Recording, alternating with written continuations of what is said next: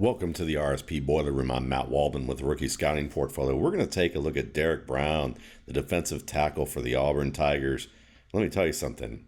If you're around my age, 40s, 50s, 60s, somewhere in that range, you probably grew up seeing some of those Japanese monster flicks, where the large dinosaur-like creature like Godzilla or a space creature comes and sacks the city and is about to threaten the world. Where when I watch Derek Brown in the gaps here, he looks like one of those creatures that's about to sack the city.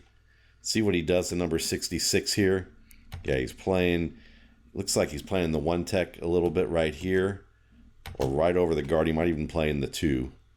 It's hard to see if he's head up or not, but watch him handle 66, the guard, get low, get his hands into the chest, push back, and he pushes the defender enough that as DeAndre Swift, one of the best running backs in the nation at this point, sees Brown basically clogging up the gap that he wants to go to, because you can see that the center's working to the middle linebacker here. He wants to hit this middle gap. But as he's taking the exchange, he sees Brown's helmet come off to the side and flash here.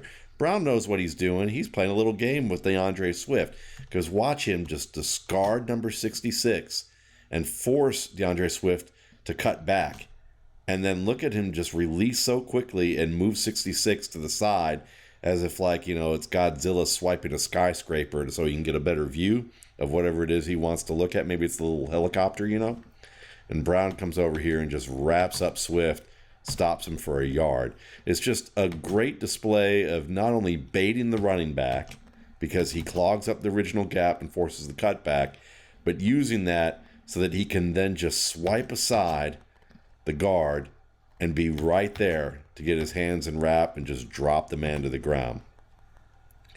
It's good strategy, and it's a great display of strength and short area quickness. I mean, imagine the quickness that you have to have here after you've pretty much moved back a 300-pound guy, move him to the side, and then you still have to have the strength and the explosion to get in position to be able to wrap right here. And then he just falls on the guy. I mean, just kind of sits down, lays down on him, and brings Swift to the ground. Nothing fancy.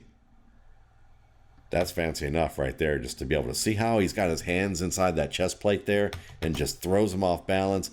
Makes sure he gets his hands high and over the arms of the flailing guard and then makes that wrap. That is just beautiful work by Derek Brown, Auburn's tackle, who plays usually the 0 or 1, 2, or 3 technique, which is over the nose tackle or outside shade of the nose tackle or over the guard or outside shade of the guard.